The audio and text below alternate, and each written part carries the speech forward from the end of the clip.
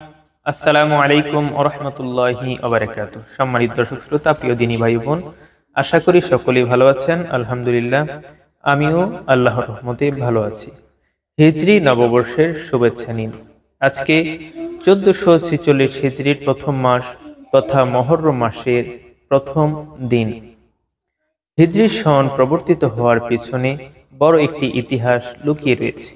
কোন দিন থেকে হিজরি সন শুরু হয়েছে আসুন আমরা জেনে নিই। রাসূল সাল্লাল্লাহু আলাইহি ওয়াসাল্লাম দুনিয়া থেকে চলে যাওয়ার পর মুসলিম জাহানের প্রথম খলিফা হিসেবে নিয়োজিত হন হযরতে আবু বকর রাদিয়াল্লাহু তাআলা আনহু।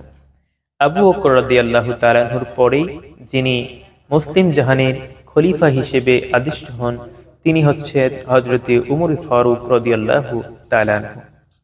তিনার সময়কার ইসলামের বিজয়ের ধ্বনি এতটা ব্যাপক প্রসারে এতটা ব্যাপক আকারে ধারণ করেছিল যে তৎকালীন সময়ে গোটা দুনিয়ার অর্ধেকটা ইসলামের শাসন তথা উমর ফারুক রাদিয়াল্লাহু তাআলা আনহুর অধীনে চলে এসেছিল।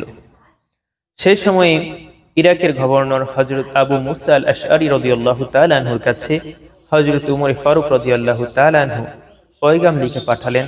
রাষ্ট্রীয় কাজের জন্য বিভিন্ন সময় চিঠি আদান প্রদান করতেন।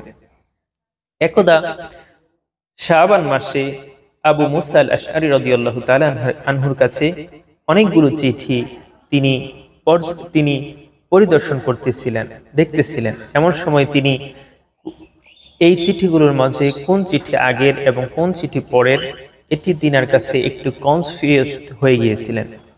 এমত অবস্থায় হযরত আবু মুসা আল আশআরী রাদিয়াল্লাহু তাআলা আনহু তিনি চিন্তা করলেন, যদি এই চিঠিগুলোর মধ্যে একটি ডেট থাকতো, একটি তারিখ লেখা থাকতো, তাহলে বুঝতে সুবিধা হতো কোন সময়কার এই চিঠিটা, কোন সময়ে কর আরোপ করতে হবে, কোন সময়ে যাকাত দিতে হবে, কোন সময়ে মুসলিম জাহানের খলিফা উমর ফারুক রাদিয়াল্লাহু তাআলা আনহুর কাছে দেখা করতে হবে।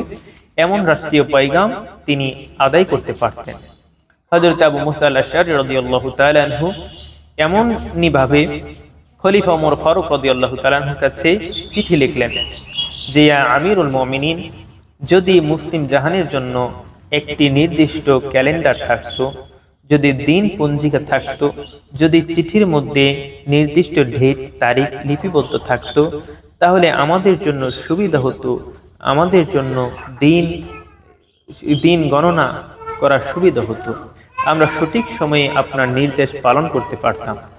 হযরত উমর ফারুক রাদিয়াল্লাহু তাআলা আনহু এই আবু মুসা আল আশআরী রাদিয়াল্লাহু তাআলা আনহুর কথাকে তিনি খুব গুরুত্বের সহিত নিলেন এবং তিনি এর যৌক্তিকতা খুঁজে পেলেন। তারই ধারাবাহিকতায় হযরত উমর ফারুক রাদিয়াল্লাহু তাআলা আনহু বেশ কিছু সাহাবায়ে কেরামদেরকে ডাকলেন এবং শূরা কমিটি গঠন করে তাদের কাছে পরামর্শ জানতে চাইলেন। তার মধ্যে বিশিষ্ট কয়েকজন সাহাবা, বিশিষ্ট বড় বড় সাহাবা উপস্থিত ছিলেন। তার মধ্যে হযরত উসমান রাদিয়াল্লাহু তাআলা আনহু, হযরত আলী রাদিয়াল্লাহু তাআলা আনহু, হযরত তালহা রাদিয়াল্লাহু তাআলা আনহু প্রমুখ সাহাবীগণ উপস্থিত ছিলেন। এমত অবস্থায় হযরত উমর ফারুক রাদিয়াল্লাহু তাআলা আনহু তাদের কাছে যখন এই ঘটনাটি খুলে বললেন, তো সাহাবায়ে কেরামগণ হযরত উমর ফারুক রাদিয়াল্লাহু তাআলা আনহুকে আরজ করলেন, হে আমিরুল মুমিনিন, তাহলে আমরা যে সময়টা থেকে ক্যালেন্ডার অথবা দিন পঞ্জিকা, দিন গণনা করতে পারি, সেটি আমরা রাসূল সাল্লাল্লাহু আলাইহি সাল্লামের যেদিন জন্মগ্রহণ করেছে সেই দিন থেকে আমরা একটি দিন এবং মাস গণনা করা শুরু করি। আরেকজন বললেন যে না, আমরা এই নবীজি সাল্লাল্লাহু আলাইহি ওয়াসাল্লামের দুনিয়াতে আসা জন্মকে কেন্দ্র করে যদি আমরা বর্ষ গণনা শুরু করি, তাহলে এটা খ্রিস্টানদের সাথে মিলে যায়।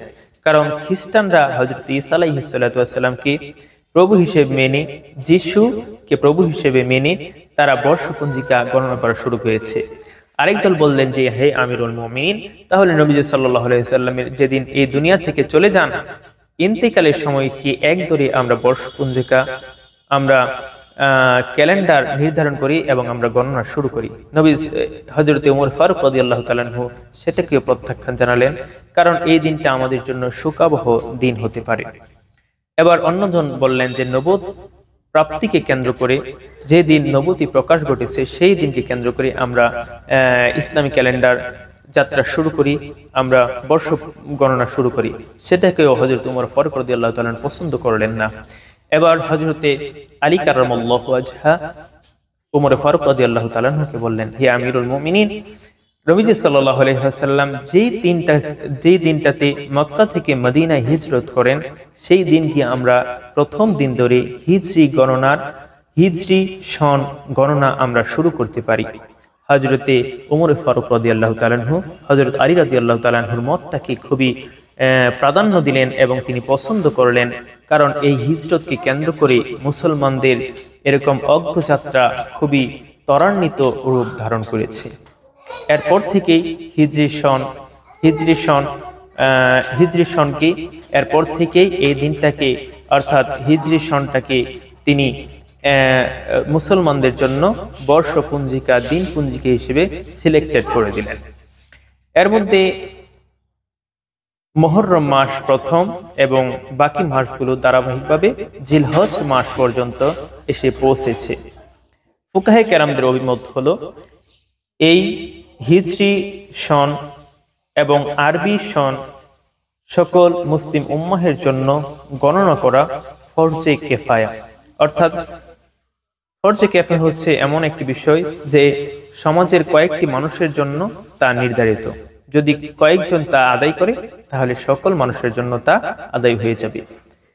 যদি সমাজের কেউ হিজরি সন গণনা হিসাব না করে তাহলে এলাকার প্রত্যেকটি মানুষ গুনাহগার হয়ে যাবে। সম্মানিত দর্শক শ্রোতা, এই জন্য আমাদের হিজরি সনের গুরুত্ব খুবই গুরুত্বের সহিত আমাদেরকে দেখতে হবে এবং হিজরি সনকে গণনা করে আমাদের ইবাদতের প্রতি যত্নশীল হতে হবে, কারণ হিজরি সনের উপরই আমাদের ইবাদতের মাপকাঠি নির্ধারিত হয়।